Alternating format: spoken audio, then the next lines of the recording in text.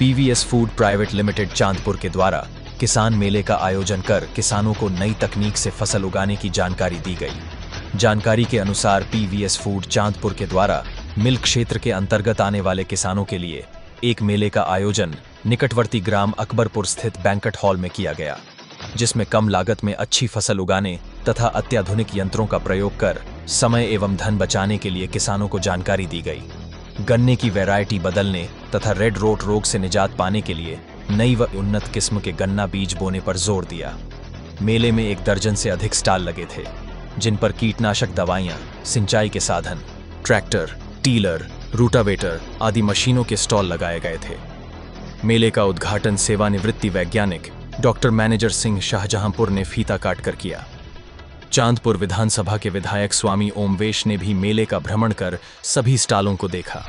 मेले में एबीपी गन्ना Manoj Singh, unit head DS Reddy, GM cane Ajit Singh, development head Pradeep Solanki आदि रहे। कार्यक्रम की अध्यक्षता समिति के अध्यक्ष राहुल सिंह ने की तथा संचालन अजीत सिंह ने किया। चांदपुर से अजय कुमार कौशिक की रिपोर्ट। आपका परिचय? मैं मनोज सिंह, वेव इंडस्ट्रीज।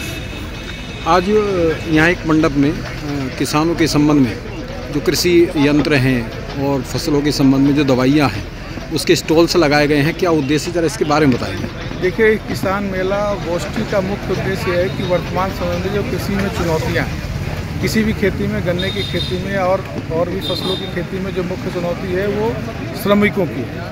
तो श्रमिकों के ऊपर किसानों की निर्भरता को कैसे कम किया जाए, उसी को उद्देश्य में ध्यान में रख के ये किसान मेला आयोजित किया गया है, जिसमें भारतवर्ष की जो मुख्य कंपनियां हैं जो भी कृषि के क्षेत्र में मशीनीकरण के लिए यंत्र बना रही हैं, तो उनका जो है डिमॉन्स्ट्रेशन प्रदर्शन यहाँ किया जा रहा है और लाइव डिमॉन्स्ट्रेशन कर रहे हैं कि खेतों में चला के, जिससे किसान भी ये जान सके कि जो यंत्र हैं वो कैसे काम करते हैं और उनका जो है अगर जो यदि किसान यंत्र ले लेता है तो लेने के बाद भी उसको सर्विस कैसे दी जाएगी और वो किस तरीके से काम करेगा। मुख्य उद्देश्य इसका मशीनीकरण का है। दूसरा, जो गन्ने की जो मुख्य रूप से हम लोग क्योंकि चीनी उद्योग से जुड़े हुए हैं, तो चीनी उद्योग में जो वर्तमान समय की चुनौतियां हैं कि जो एक प्रजाति 229 है जो रेड रॉट से प्रभावित हो चुकी है और उससे दूर करने का निवारण सिर्फ एक ही है कि प्रजाति बदलाव किया जाए।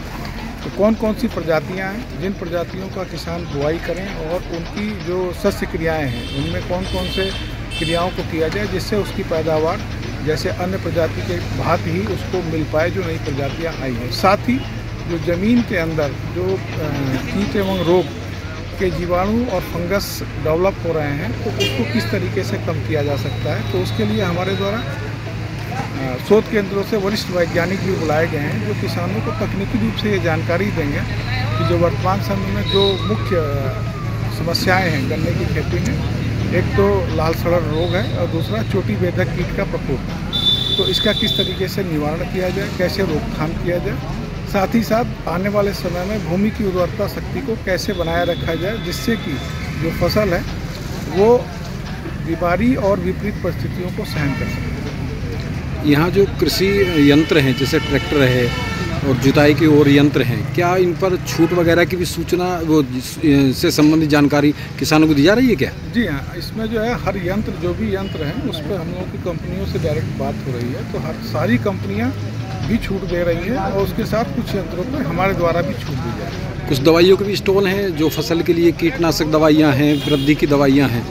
देखिए, जो स्टॉल हैं उसमें जो मुख्य रूप से जो कीटनाशक हैं, तो किसानों को ये बताया जा रहा है कि किस कीट के लिए कौन सा कीटनाशक किस समय पे और किस तरीके से प्रयोग किया जाए। तो मेन जो मुख्य कारण ये है कि किसान को ये जानकारी होनी चाहिए कि वो जो भी कीटनाशक का प्रयोग कर रहा है तो उसकी प्रभावशीलता कैसे बनी रहे।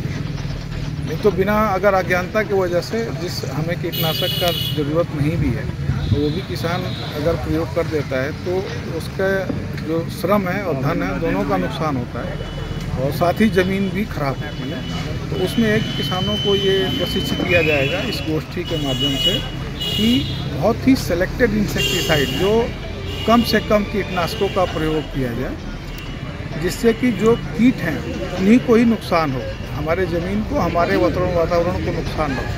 साथ ही हमारे द्वारा वर्मी कंपोस्ट को बढ़ावा देने के लिए एक कंपनी है, उसको बुलाया गया है। वो हमारे क्षेत्र में चीनी, हमारे ग्रुप की 5 चीनी मिलें हैं, तो 5 चीनी मिल क्षेत्र में हम लोग वर्मी कंपोस्टिंग का काम स्टार्ट करने जा रहे हैं कि जिससे ज़मीन के अंदर चूँकि गोबर की खाद की उपलब्धता दिन प्रतिदिन कम हो रही है, तो उससे निजात पाने के लिए हम लोग वर्मी कंपोस्टिंग को भी बढ़ावा दे रहे हैं। तो भी एक कंपनी है जिसने जो है बेड बनाया है, तो किसान को गड्ढा खोदने की ज़रूरत नहीं है, वो बेड है और पानी चलाने के लिए भी उसमें बगल से व्यवस्था दी गई है। तो वो बहुत ही एक वैज्ञानिक दृष्टि से वो उन्होंने बनाया है, एक सिस्टम बनाया है, तो उसको भी हम लोग किसानों को लाइव डिमॉन्स्ट्रेशन कराएं। एक छोटा सवाल और है, अभी एक पीछे किसानों के सामने समस्या खड़ी हुई है, गन्ना रोग। तो ये रोग क्या रोग है, किस तरह से लगता है?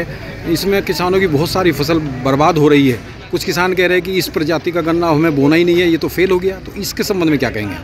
देखिए, हर प्रजाति की एक उम्र होती है, 238 प्रजाति है, क्योंकि इसकी उपज थोड़ी ज़्यादा होगी। दूसरा, इस प्रजाति में एक अलग तरीके का फंगस डेवलप हो गया, उसका नाम जो रिसर्च वालों ने फाइंड किया है वो है CF13।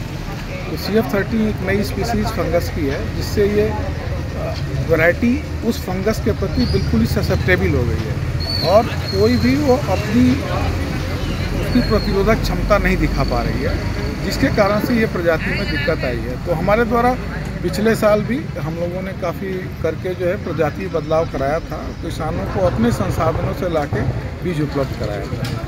तो इस बार हम लोगों का प्रयास है कि किसानों को प्रजाति बदलाव 238 के स्थान पर जो अन्य प्रजातियाँ हैं, CO 118 है, 13235 है, 15023 है, 14201 है, 17231 है और 16202 अन्य प्रजातियों को हम लोगों ने लाके किसानों को उपलब्ध कराया है। और अब किसानों को घर घर हम लोग जाके ये प्रयास कर रहे हैं कि किसान ये प्रजाति बदल लें, तथा आगे से हम लोग किसानों को ये भी बता रहे हैं, उनको प्रशिक्षित कर रहे हैं कि भविष्य में कभी एक प्रजाति के अंतर्गत 50% से ज़्यादा गन्ना ना लगे, क्योंकि यदि एक प्रजाति में ज़्यादा गन्ना हो जाता है तो वो किसी भी कीट या रोग यदि आता है तो पूरा का पूरा रकबा ही प्रभावित हो जाता है। इससे मान लीजिए यही अगर प्रजाति 30-40% होती तो नुकसान हमारा उतना कम होता है।